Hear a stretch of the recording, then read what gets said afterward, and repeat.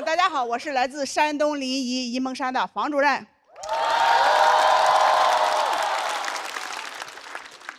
问一下大家啊，大家都有工作吗？有。我也有。适合大妈的工作只有2个啊，脱口秀演员和环卫工人。环卫工那个工作我没保住。你们再不笑，脱口秀演员也要下岗了。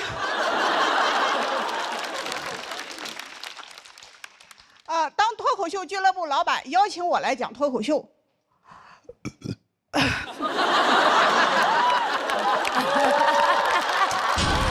可爱啊！说实话，很纠结。当时我们村信息中心要选我当下一届的村长的。这个世界谁懂啊？我在50岁面对的人生选择竟然是从政还是从艺。我可是个山东人。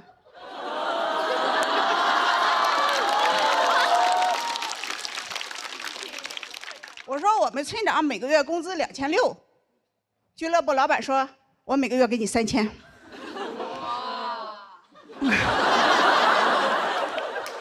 我说其实吧，他钱不钱的无所谓，我就是热舞台。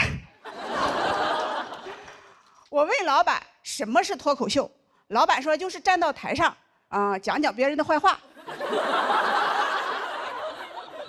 我说这不碰到我强项了吗？我有着30年专业造谣和传谣的经验。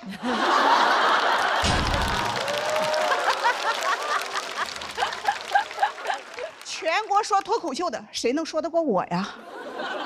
我的第1场演出就演凉了，把我在村里积攒了50年的自信和骄傲击得粉碎。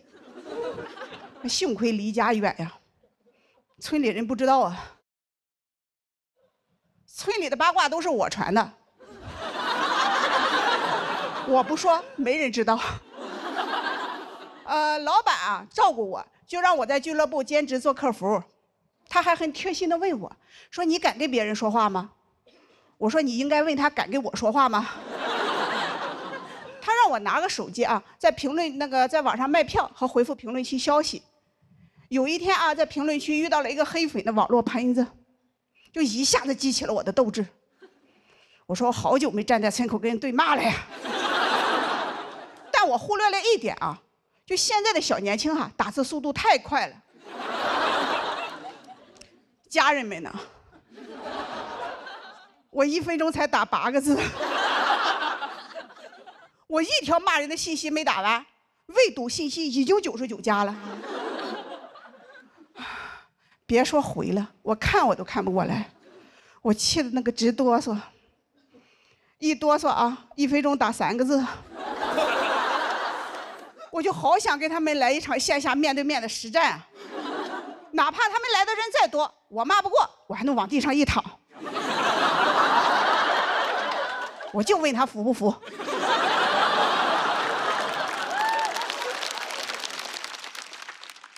我一连回怼了好几天，第1天50人，第2天100，第3天200，是我的血压。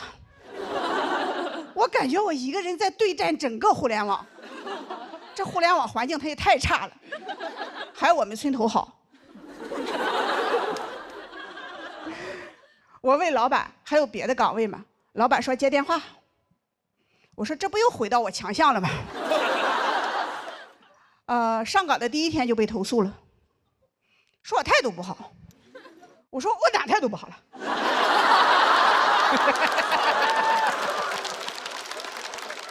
我长这么大一直都是这么接电话的呀。喂，谁啊？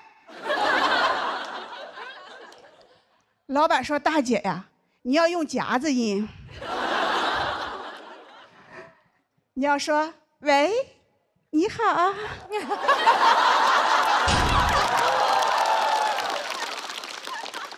对方打过电话来说这里是脱口秀剧场吗？我说喂，你好啊。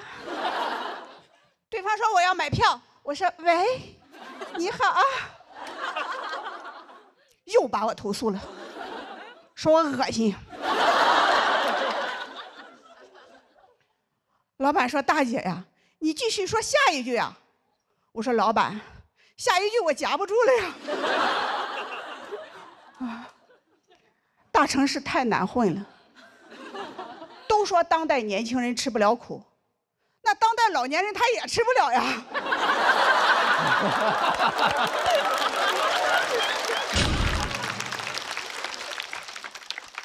我还是干脆回村算了，回到村里种地吧，老年。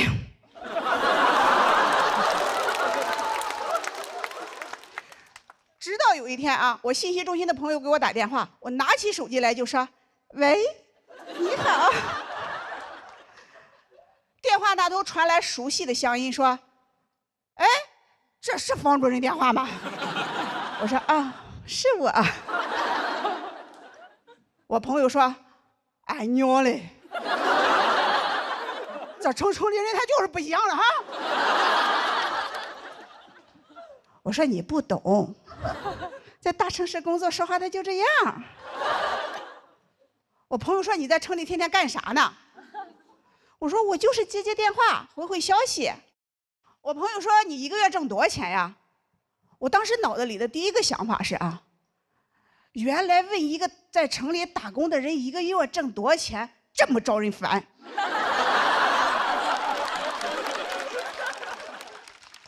我一想到啊要被村里那些七大外甥八大侄女的嘀咕，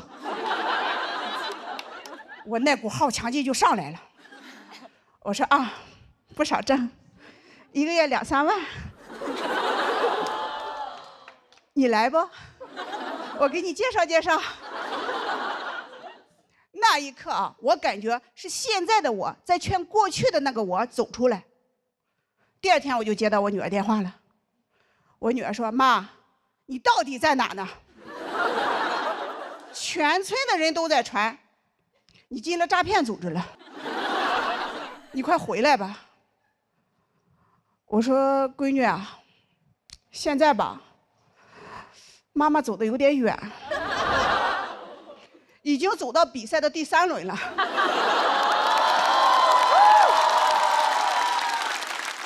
之前吧，还拿到了1块复活的金牌，就是有点挺不住了。但每一个来大城市打拼的人，在他挺不住的时候，都会想再拼一把，来都来了。谢谢大家，我是房主任。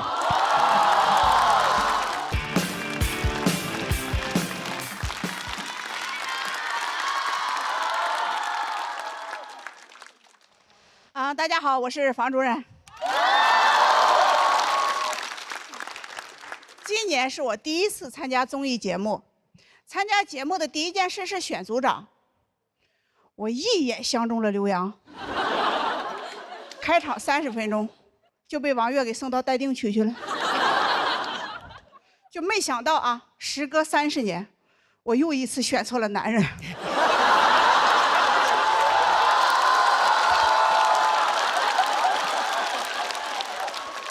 节目播出以后啊，随之而来的不仅是流量和善意，还有我的前夫。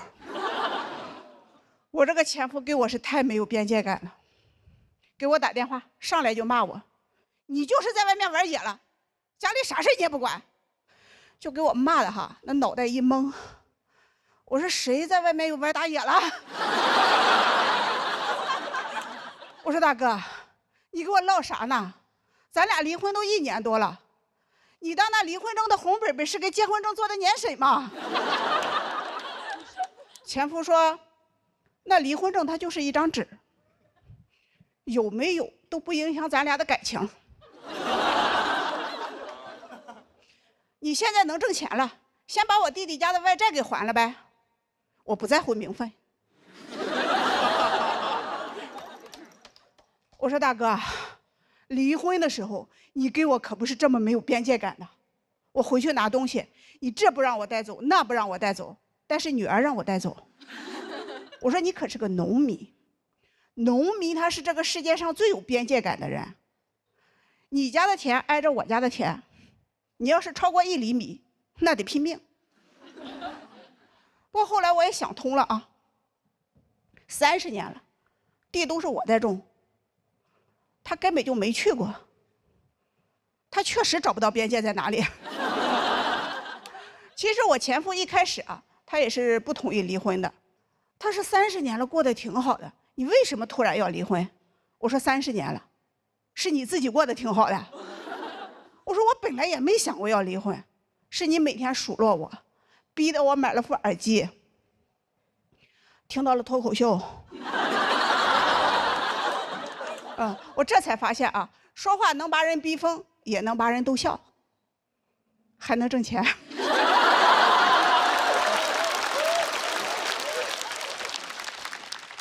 所以离婚啊，主要还是得感谢你啊。他说：“那你把我弟弟家的外债还了怎么样？”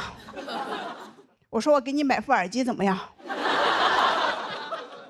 你也学学脱口秀呢，你还挺会冒犯的。好。现在我火了之后啊，他老关心我了，每天给我发私信。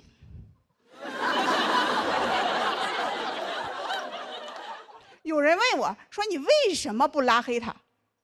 我说：“他全平台关注我，我根本拉黑不过来。就他本来是不会上网的，就因为被我拉黑的多了，现在都学会建小号了。以前啊，在家当爷爷当习惯了，现在在小某书上当陌陌。”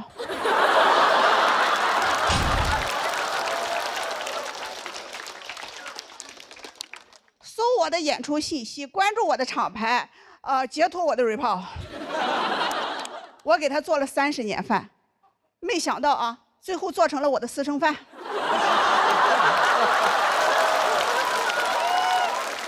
就上台之前还给我发私信呢，说跟你合影的旁边那个老登是谁？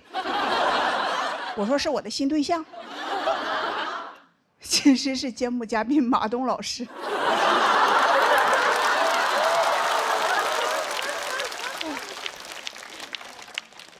他给我说：“你得感谢我，没我你能写出这么多段子吗？没我你能有今天吗？”我一想也对，啊，我确实不该想没有他的日子，真想都不该想啊！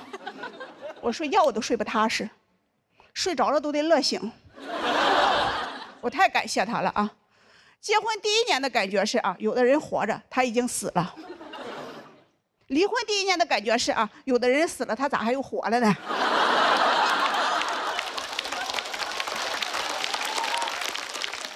当然了，这只是我的想法啊，我不会这么跟他说话的，因为我根本就不想跟他说话。离婚前嘛，他每天密切关注的都是别人家的女人；离婚后啊，他每天密切关注的还是别人家的女人。我甚至怀疑，我以前是加了个曹操吗？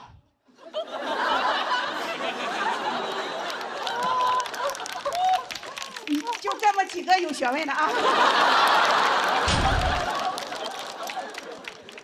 最近啊，他给我发私信说他真的改了，他要开始努力了，我就开始害怕。他以前开水果店也特别努力，只是特别努力的进水果，但是卖不掉。我说你但凡少努力点啊，那个水果店他还能多开几年。我害怕他太努力了，把我离净身出户留给他的房子赔掉了，再来分我的新房，就忘了告诉大家了啊。我经过我不断的努力，现在我有了自己的房子。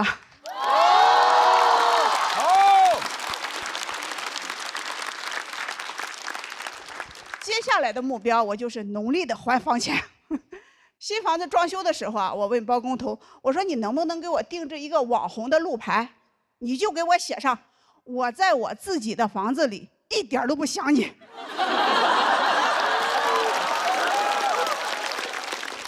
就等我的新房子装修好了啊，请我的姐妹们来我家做客。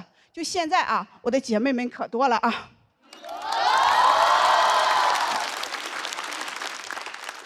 到时候就打一个滴滴站点巴士，把咱姐妹们一大巴一大巴的拉来啊。对，这是个商务。我能挣钱还房钱了啊！没想到吧，滴滴竟然还有大巴，坐着滴滴大巴，想咋地就咋地，想过什么样的生活就过什么样的生活。谢谢大家，我现在不是房主任，我是房主。大家好，我是房主任。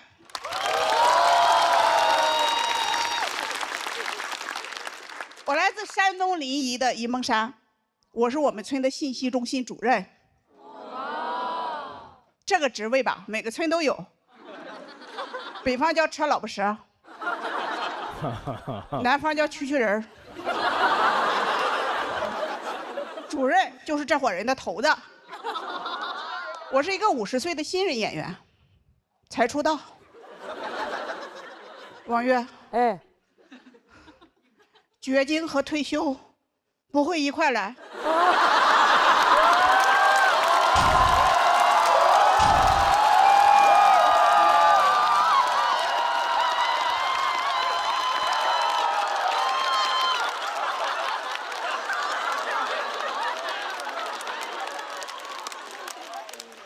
绝经和出道一块来。之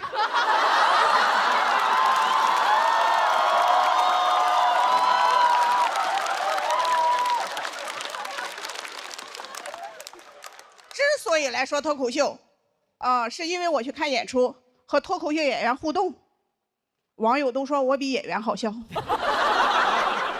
剧场老板希望我来讲脱口秀，我就被招安了。我上一个被招安的山东老乡还是宋江呢。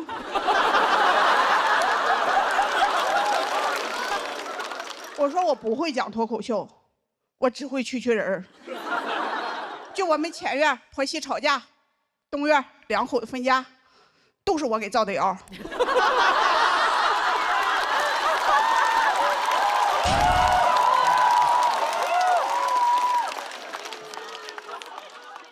老板说这就是脱口秀。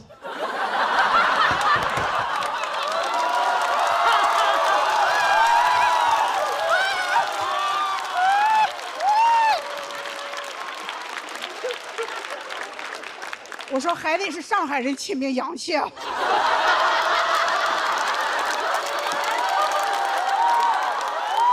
这也太能翻了，太狠了。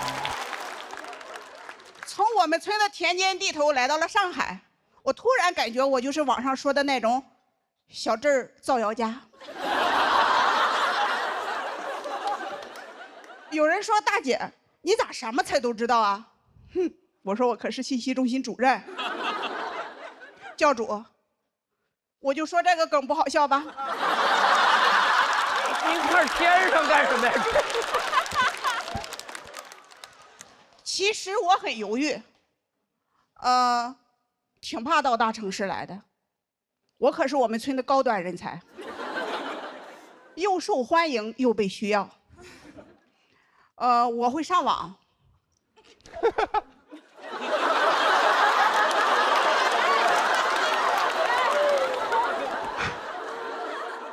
我们全村的智能家电，洗衣机、有线电视，有问题了都来找我。我是我们村的马斯克。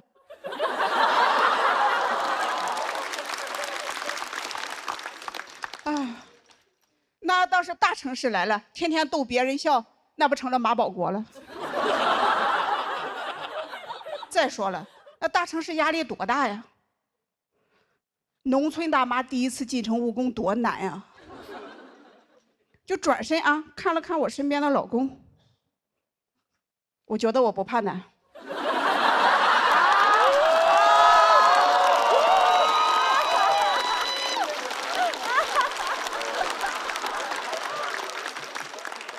和我老公比，大城市的压力算个啥呀？我这个老公啊，是我妈给我选的，身高1.55米，体重95。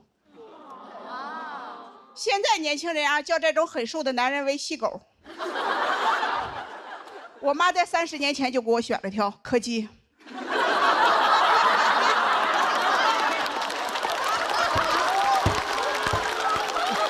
我是拍不动啊。我妈说我大姐一直被家暴，都是因为她找的老公太高太壮了。我爸一看到这个又瘦又小的，说：“哎，这个行啊，这小玩意好啊。”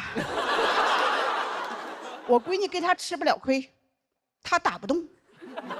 我俩第一次见面啊，我发现他何止是打不动啊，我感觉他都活不长。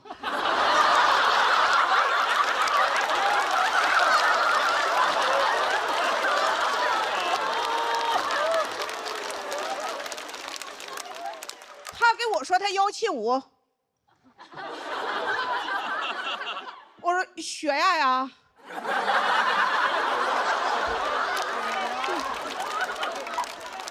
结婚不到1个月，有一次我老公跟我吵架，就跃跃欲试的要动手，我心中暗喜，还是我妈说的对呀，这要是找个又高又壮的，我肯定吃亏了。没想到啊，我老公是真狗，把他爸叫来了，双拳不敌四手，我就跑回娘家了。我爸一看到我啊，就说：“什么？你被那个小玩意打了？你咋不养好了再来呢？这让别人看到多丢人啊！快回去吧。”我说：“爸，我再不来，你就该去吃席了。”那父子俩都进了医院了。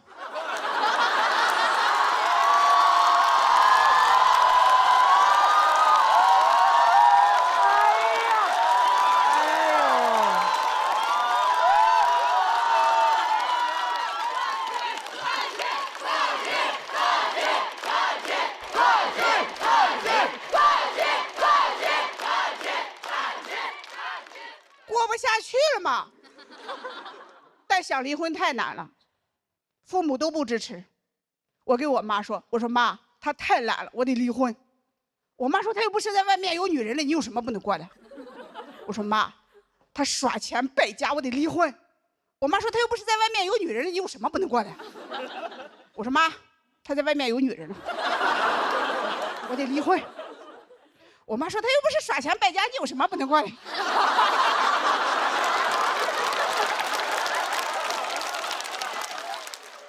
我爸更过分，我爸说：“我们家嫁出去的女儿就没有离婚的，家族的名声不能毁在我女儿这里。”我说：“爸，男人家暴不丢人，女人离婚丢人。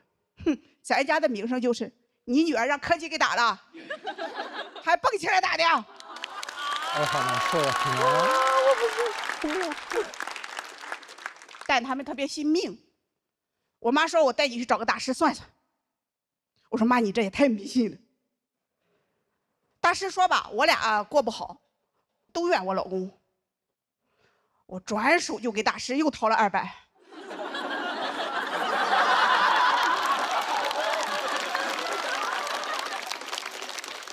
我说：“加个钟，你给我展开了说说。”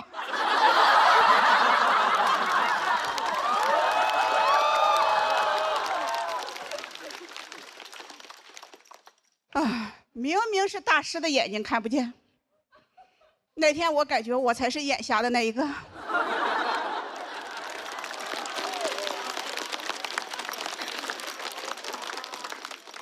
就这么一过就是30年啊。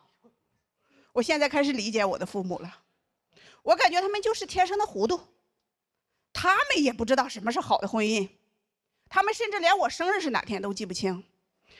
有些事情是我自己后来慢慢想明白的，就比如啊，直到前年我才知道我的生日是4月8号，因为2023年的4月8号，我签约成为了一名脱口秀演员。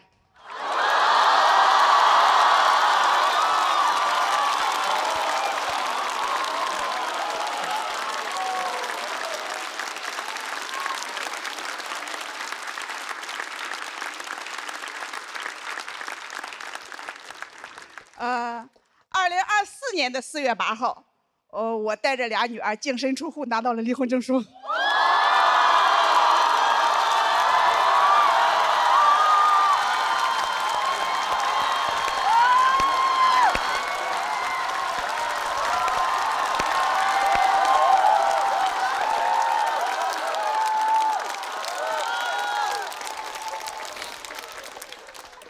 2025年的4月8号，什么都没发生。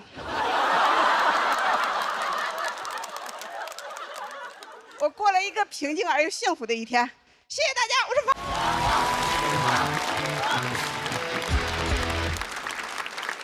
方。哎，红了就是好啊。大家好，我是房主任。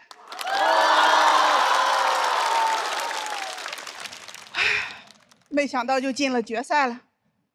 我是个新人，第一轮的时候啊，我的心态很平和，我说我输了正常，我赢了我就赚了。没想到赚得盆满钵满的。更没想到的啊，是那么多的年轻人都走在了我的前面。我现在最大的困难是困。每次节目录制都是从下午开始，凌晨结束，录着录着我就睡着了，有好几次我睡得太死了，给他们都吓着了。是王月掐着我的人中给我掐醒了。凭什么都按照年轻人的时间来？为什么不能按照老年人的时间来？你早上5点半就开始录呗。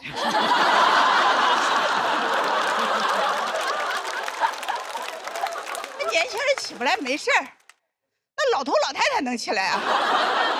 让他们来当观众，也不怕他们不来啊，把伴手礼换成鸡蛋就都来了。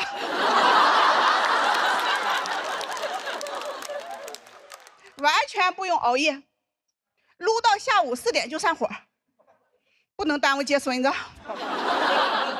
而且老头老太太吧，还爱传播。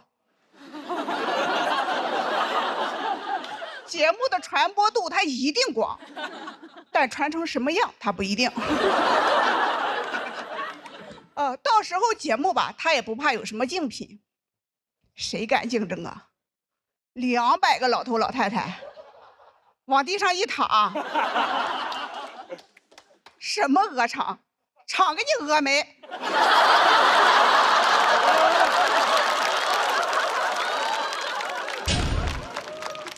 我不喜欢吃鸡蛋，但我爱跟风，就是随波逐流，看别人干啥我就干啥。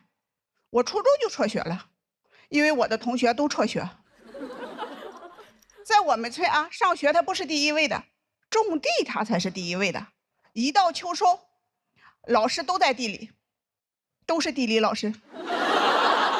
堕落了，堕落，都是这比赛害的。后来嘛，大家都去打工，我也去。我10几岁就参加工作了，在一个砖厂里搬砖。很多脱口秀演员说梦想有1个小时的专场。我干专场都是8小时起步的。大家都去南方打工，我也去，1个月挣300多块钱，给家里寄200多。村里的人都夸我孝顺能干，我感觉这钱是买好评用的。还夸我的爸妈说你看老房家怎么培养的孩子又能干还又不用吃饭。我们一起去的6个女孩子就开始比赛往家里寄钱。就这个月谁寄的最多，我们就会高看他一眼，再接济他一口。我父母也让我多寄，说因为好评多的人好嫁人。经过我不懈的努力啊，我是我们村必取榜的 top 1。当时太湖就在边上嘛，还是免费的，1次都没去过。还好啊，再过2年就能拿到老年证了。也免费。后来啊，我的身边有人结婚，我也结。但结了之后过得并不幸福。我结婚就是想有个自己说了算的地方，结果还真是啥都等我说了算。在他的监督之下我灯泡也会换了，水管也会修了，3轮车也会修了。我当时心里就想早晚有一天把它也修了。甚至有次家里煤气罐泄漏着火了，他非常着急喊我救火。当时那画面非常有爱，我在闹，他在叫。都说婚后感情升温，当时才知道确实燃起来了。30年了啊，没想到我俩之间还有火花。老公还怪好的啊，啥都喊我，唯独赌博和抽烟不喊我。我说我说的话你要是能听，你就把赌博戒掉吧。其实我也赌博，跟他结婚就是一场赌博，输得老惨了。看着手里的这把烂牌哈，心里只有一个念头：过。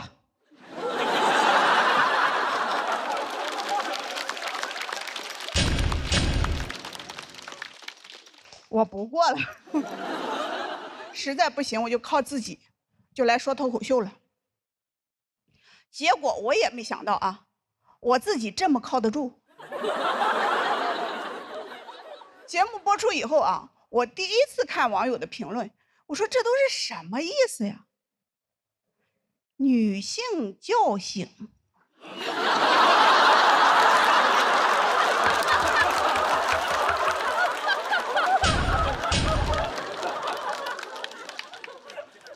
后来我才知道是啥意思啊！其实我也不是觉醒了，我只是没有办法了，真跟他过不下去了。听到他说话啊，我那个心脏就蹦蹦蹦蹦的跳，血压就蹭蹭蹭蹭的升，像极了爱情，但一点没有。所以啊，我这个女性觉醒啊，它不是自然醒，我是被吵醒的。不管是自己醒的也好，自然醒的也好，总归是醒了嘛。正好啊，现在觉少，但是天天这么录节目，我依然还是很困。谢谢大家，我是房主任。大家好，我是来自山东的房主任。没想到吧？老太太也是个参赛选手。我是奔着1轮游来的，稀里糊涂的就进到第2轮了。我也是没想到啊，这节目组他竟然没有黑幕。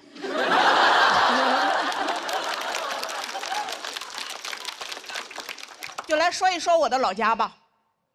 作为一个山东人啊，我在外面被问的最多的竟然是：主任，你们山东真的不让女人上桌吃饭吗？在这儿，我辟个谣。只有唐香玉他们家不让上桌。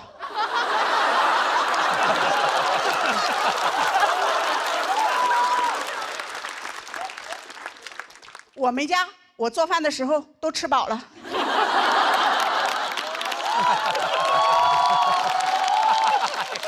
太讽刺了。我炫的时候还会给自己配上统一春福备茶，3重备火，口口生香，菜香茶更香。都这么香了，谁还上桌吃剩菜？其实我老家真的不像大家传的那么重男轻女，只有我家重男轻女。我小时候啊，家里就3间石头和泥巴砌的草房，2个石头砌的破猪圈。我爸打小就给我说，草房和猪圈将来都是我哥哥的。我说爸，那你可得看好了啊，哥哥容易塌房啊。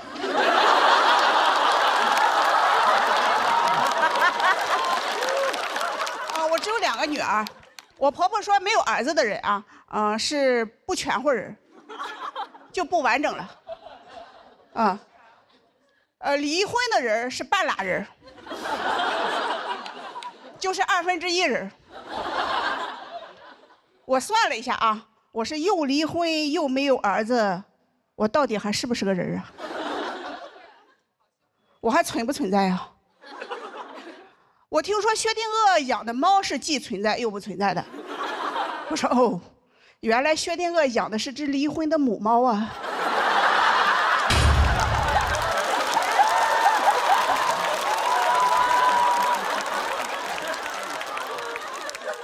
在我老家，没有儿子的人都不能去参加别人的婚礼。我小时候的结婚啊，我寻思我不能去参加婚礼，我也出点力呀。我就去提前帮着收拾新房去了，这给我婆婆吓的呀，跟在我屁股后面看我都碰了啥了，怕不吉利，拦着我啊，不让我碰新人的床和被子，说我碰了以后啊，我小时候的就会跟我一样，只生女儿不生儿子了。我当时心里想哈，这生男生女不是他们两口子之间的事儿吗？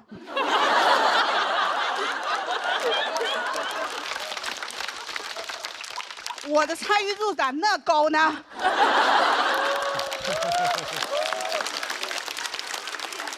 我是辅助啊。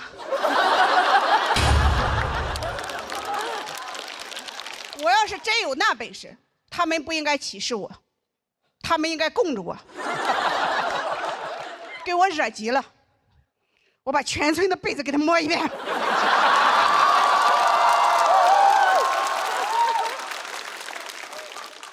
到时候我们村就是女儿国。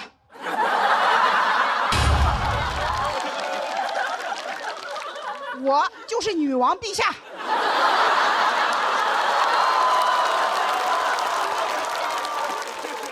越想越生气，这我小叔子以后要是真生了儿子，我不就更受歧视了吗？我就趁着没人注意，摸了他2把被子。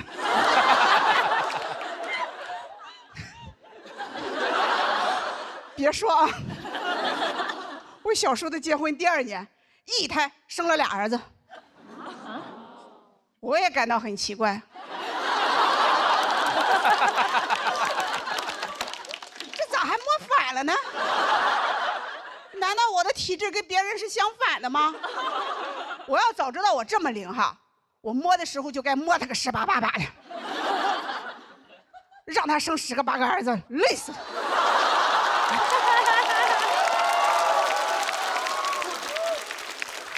嘴上说的硬气，但还是有点心酸的。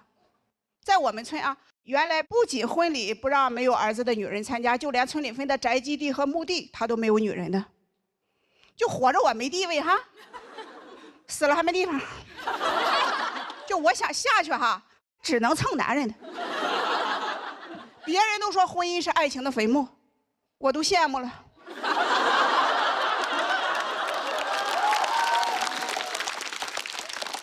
他居然有坟墓。我很痛恨这种重男轻女的观念，但我也想生儿子，我就去找偏方了。我们村里人给我介绍一个大夫，说他的药老灵了，吃上肯定生儿子。我就翻过了好几座山，找到这个大夫，拿了药，刚要走啊，又进来一个患者说：“大夫，你给开点药，俺家兔子拉肚子。”我说什么？我这才知道啊，他是个兽医。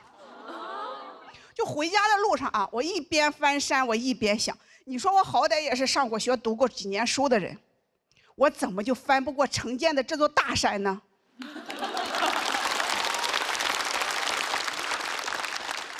兽医开的药，我怎么就不能吃？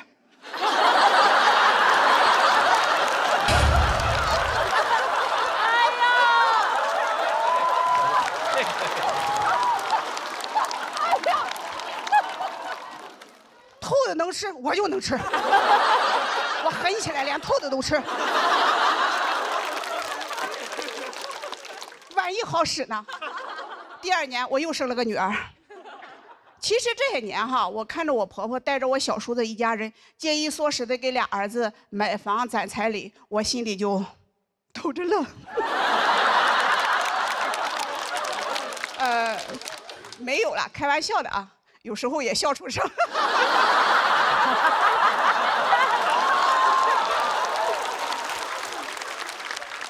但是在我们村啊，女儿再怎么优秀，还是会受到歧视。哪怕是亲戚之间，她也会攀比。有孙子，她就是王炸。我说我女儿1个月工资1万多，我堂哥说我有孙子。我姐说我女儿在上海买房了，我堂哥说我有孙子。我姐说我也有个孙子，我堂哥说我有3个孙子。我说你累得跟个3孙子似的。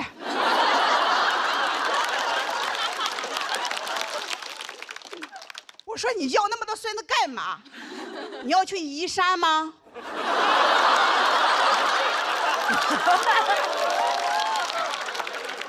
城建这座大山靠孙子他是搬不走的。我堂哥气得哈，噌的一下就站起来，指着我说：“你连个儿子都没有，你是啥？”我也噌的一下站起来，我说：“我是女王陛下。”